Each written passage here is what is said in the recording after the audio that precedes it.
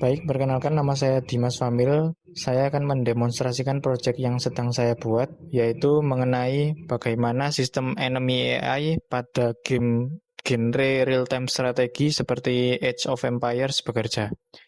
Di demonstrasi ini, saya akan mengutarakan 3 poin utama. Yang pertama yaitu saya akan menjelaskan sekilas tentang game genre ini biasanya dimainkan. Kemudian yang kedua, saya akan menjelaskan tujuan riset di proyek saya ini. Dan yang ketiga, saya akan menunjukkan progres yang sudah saya buat sejauh ini. Yang pertama, saya akan menjelaskan sekilas tentang game ini. Di game genre ini biasanya kita diberikan beberapa player yang bisa bermain. Jadi di project simulasi saya ini saya berikan 2 player. Bisa kita lihat di map ini ada di sebelah kiri bawah ada sebuah markas yang dimana markas ini adalah sebagai markas player 1. Kemudian kalau kita ke atas kanan kita akan melihat markas ini. Yang ini adalah markas player 2, di mana setiap player memiliki tujuan untuk menghancurkan base musuh. Nah, pada game genre RTS ini biasanya mereka menyediakan mekanisme game yang berupa satu, mencari resources, kemudian dua, membangun building, yang ketiga melatih unit, yang keempat menyerang base musuh atau melindungi base kita. Kita akan bahas satu persatu. Yang satu tadi adalah mencari resources. Jadi kita bisa mencari resources yang dimana resources ini kita bisa gunakan nantinya untuk membangun building atau melatih unit. Resources ini dicari oleh worker unit, yaitu kalau di project saya ini, saya representasikan sebagai objek berwarna biru yang berinisial W ini. Jadi ini adalah inisial untuk worker. Yang kedua, kita bisa membangun building. Membangun building ini dilakukan oleh worker juga, dan building ini ada banyak macamnya. Yang pertama yaitu building tipe ekonomik, yang kedua tipe military, yang ketiga tipe defensif. Yang tipe ekonomik itu misalnya house. Jadi house ini kalau kita bangun itu akan memberi impact kepada penambahan kapasitas populasi yang bisa kita produksi di markas kita. Kemudian ada juga bangunan ekonomik, misal lumber mill. Jadi lumber mill ini bisa kita gunakan untuk storage sebagai penyimpanan untuk resource wood misalnya. Nah, kemudian ada juga bangunan tipe militer. Tipe militer ini misalnya ada bangunan barak. Jadi ketika kita punya barak, maka kita bisa melatih unit archer ataupun militia ataupun unit lain. Ada juga tipe building defensif.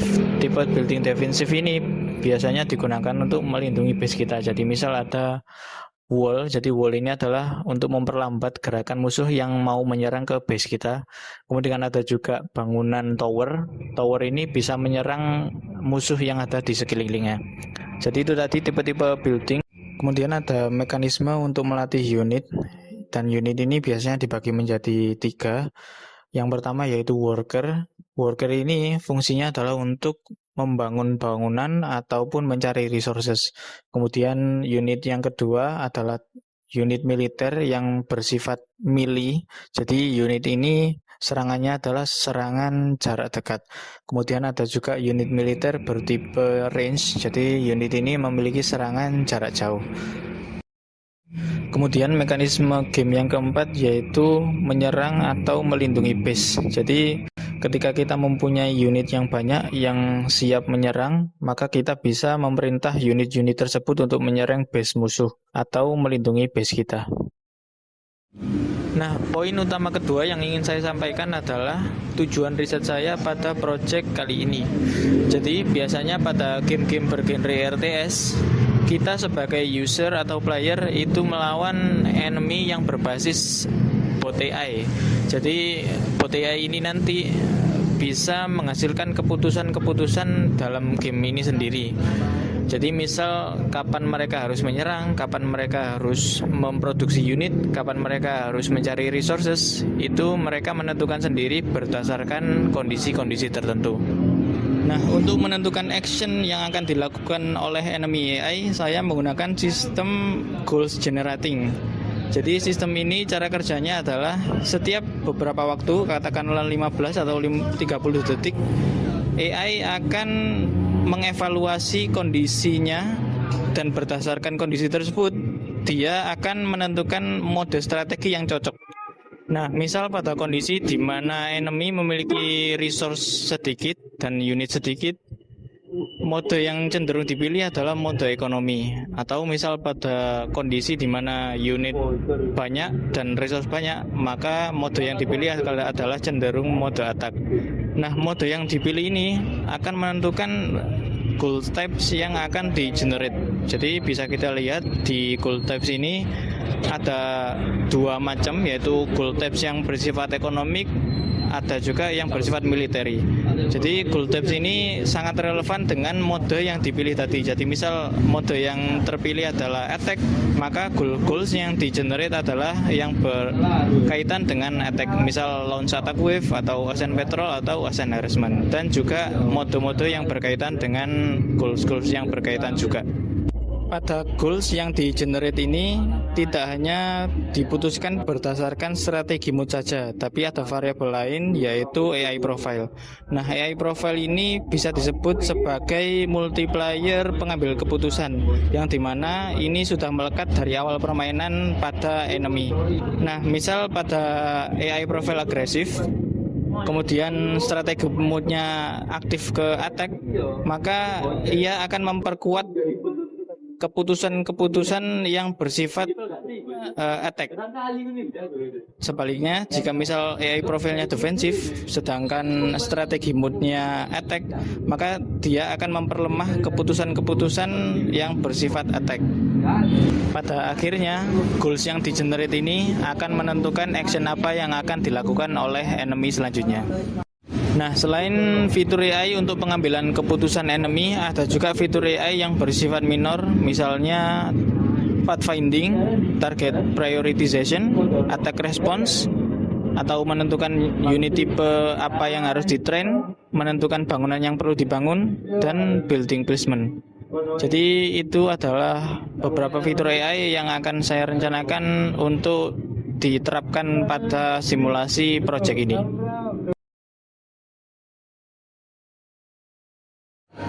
Poin utama selanjutnya yang akan saya bahas adalah tentang progres yang sudah saya buat di project ini.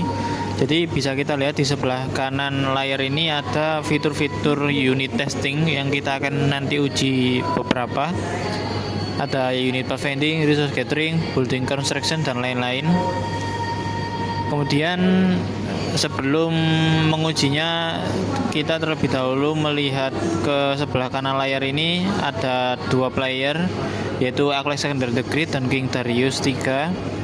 Nah, di sini diberikan informasi berupa resource.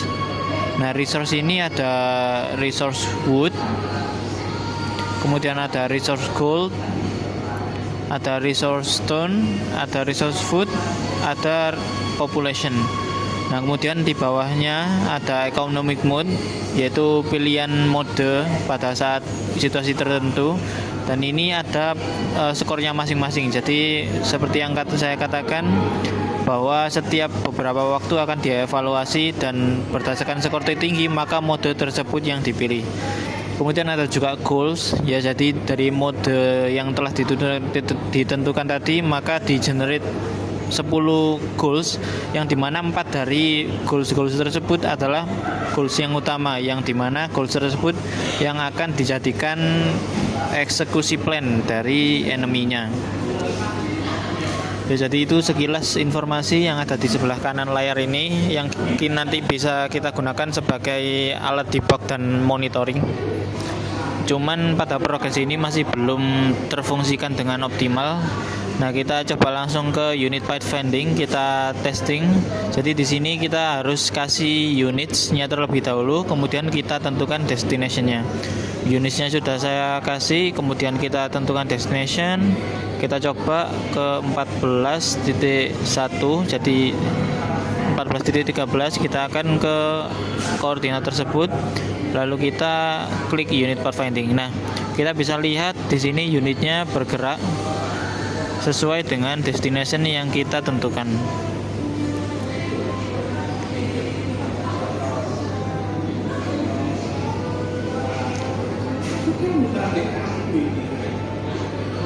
Kemudian kita mencoba untuk menjalankan 2 unit sekaligus. Kita coba tentukan point destination-nya.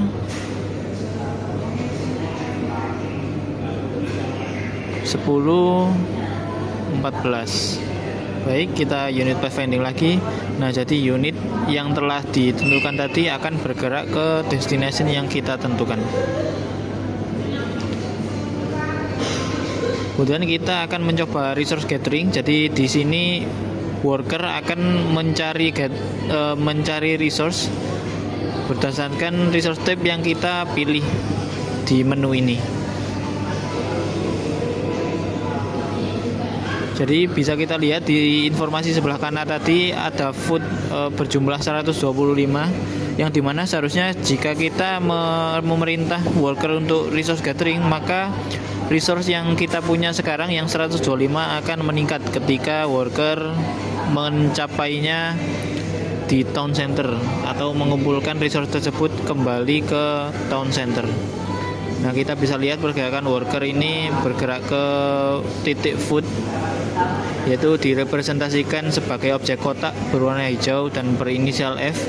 Nah, terlihat worker kembali ke town center. Kita lihat apakah berubah. Ternyata berubah dari 125 ke 134. Jadi itu adalah cara kerja dari resource gathering. Jadi worker menuju resource node-nya, kemudian menunggu beberapa saat sehingga resource dikumpulkan. Setelah resource terkumpul, maka worker mengembalikannya kepada town center dan menambahkannya pada jumlah resource yang kita punya.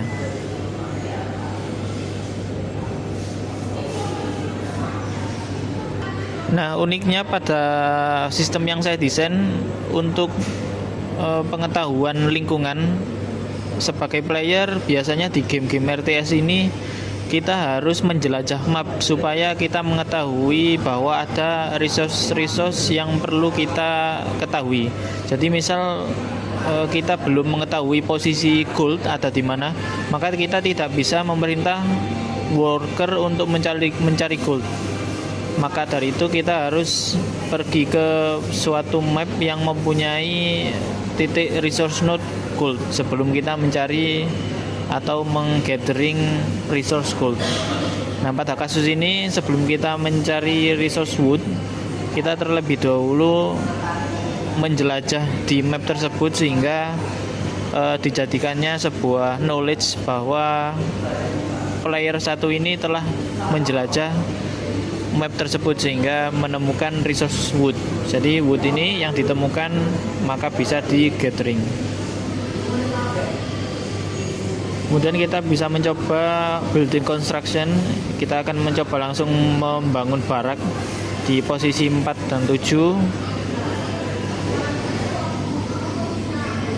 Kemudian kita tentukan worker untuk membangunnya.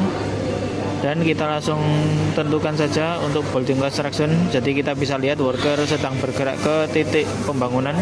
Nah, kita bisa lihat loading yang di atas tulisan barak ini di bangunan barak. Itu adalah loading yang kita harus tunggu sebelum barak ini bisa berfungsi secara aktif. Kita akan mencoba membangun guard tower juga yang nantinya kita simulasikan dengan serangan. Kita tentukan worker untuk membangunnya, kita tentukan untuk posisinya.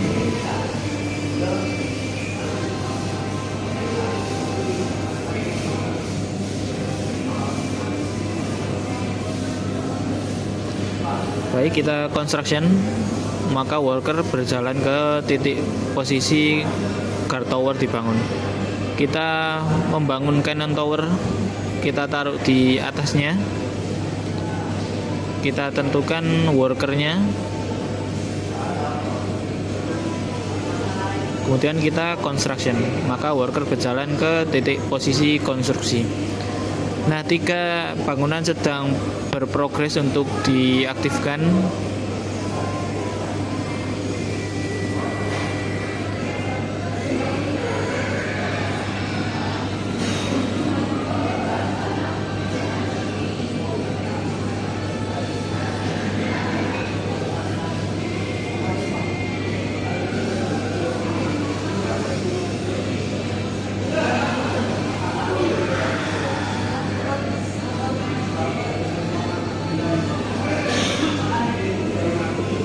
setelah itu kita bisa sambil membangun siege workshop, yang dimana siege workshop ini nantinya bisa digunakan untuk melatih unit shield. Jadi unit-unit tempur berat seperti Mangonel dan Scorpio, dimana unit ini penyerangannya berbasis jarak jauh. Worker sudah mulai berjalan ke titik konstruksi.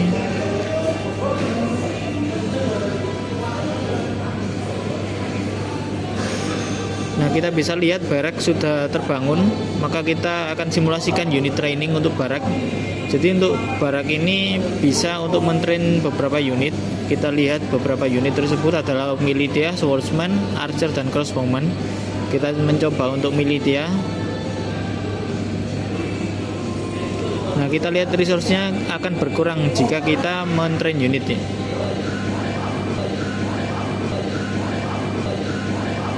Nah, bisa dilihat goldnya berkurang beserta foodnya. Kemudian di barak menampilkan loading berwarna biru. Itu adalah loading di mana kita melatih unit sebelum unitnya di generate. Kita coba mentrain beberapa unit.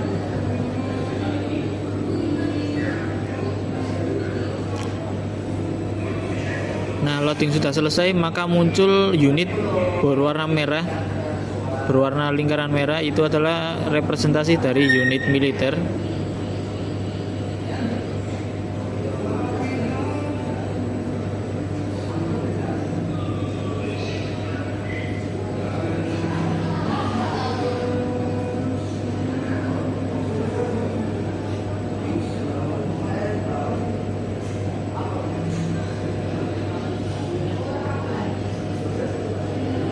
Bisa kita agak cepatkan mulai dari sini.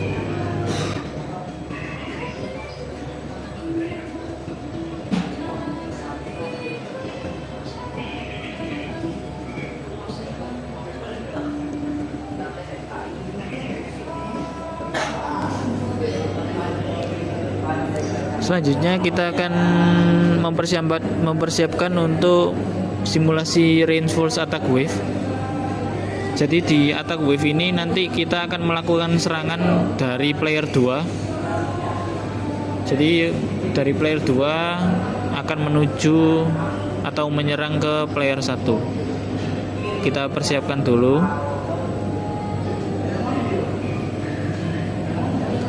Nah, kita tidak menggunakan fitur attack unit karena attack unit sebenarnya bisa, cuman ini adalah fitur untuk 1 versus 1. Sedangkan di reinforced attack wave ini nanti kita akan langsung mengcommand satu pasukan dari player 2 untuk menyerbu markas player 1.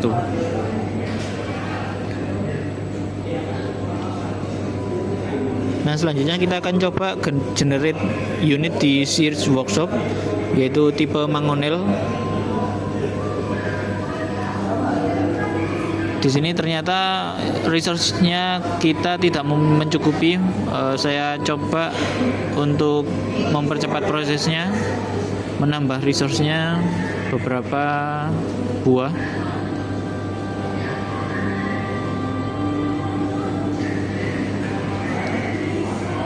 Kita coba lagi untuk unit training, maka sudah bisa sekarang loading.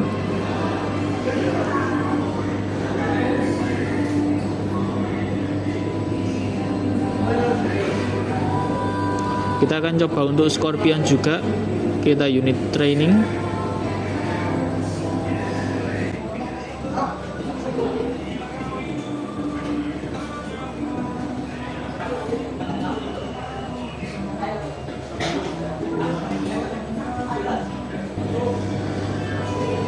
Unit militer ini akan saya arahkan ke depan sehingga nanti akan menghadang pasukan dari player 2.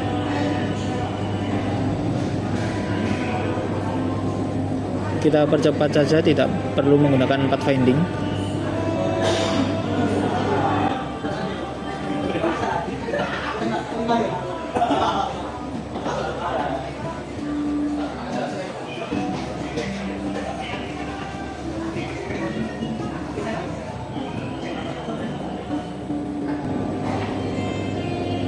Nah, sebelum melakukan penyerangan, maka kita generate dulu unit-unit militer yang diperlukan oleh player 2. Kita akan generate beberapa unit tanpa mentrainnya supaya prosesnya lebih cepat.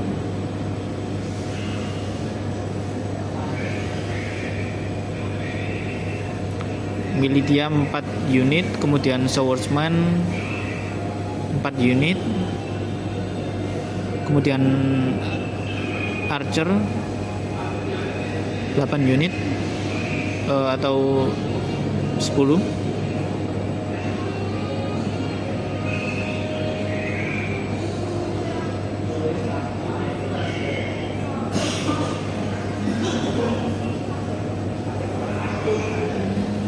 Kemudian mangonel 2 unit.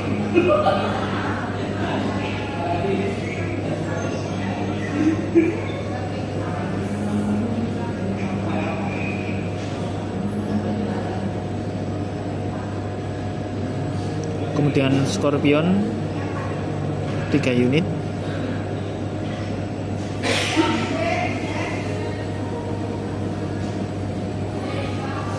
Nah, untuk reinforce attack wave ini kita tentukan dari player 2. From positionnya kita isi dengan position yang ada di base player 2 saat ini. Kemudian radius untuk unit-unit yang ada di player 2. Kemudian kita tentukan target posisinya, yaitu di posisi target base player 1. Kemudian kita reinforce attack wave. Nah, di sini unit militer player 2 akan melakukan marching untuk menuju base player 1.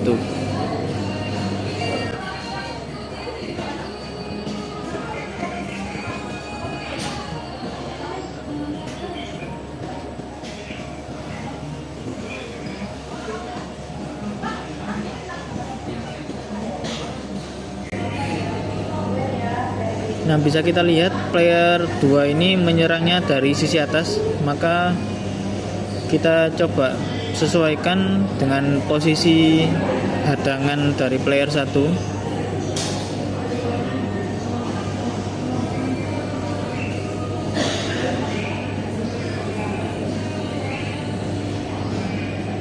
Untuk guard towernya akan saya pindah di sisi atas. Kemudian untuk cannon towernya juga.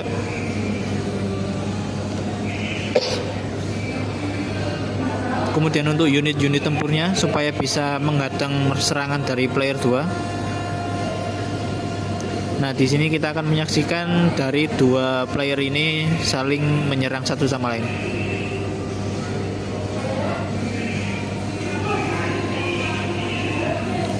Nah, ketika ada serangan seperti ini, maka health bar dari unit-unitnya akan tampil dan menampilkan juga untuk pengurangan dari health tersebut. Bisa kita lihat dari cannon tower, dia memiliki artileri yang berbentuk bulat, yang dimana itu bisa memberikan damage kolateral ke area radius sekitarnya. Sedangkan guard tower memiliki artileri single, jadi damage-nya hanya mengenai satu unit saja.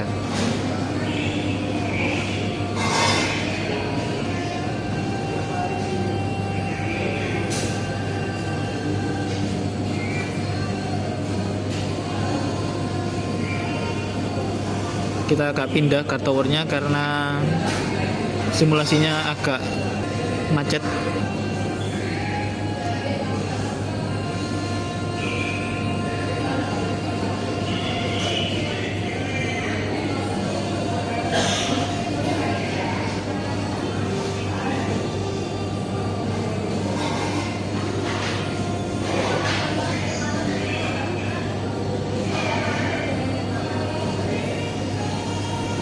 Nah, begitulah simulasi serangan menggunakan reinforced attack wave. Jadi ini adalah progres dari project yang sedang saya buat. Terima kasih atas perhatiannya dan sampai jumpa.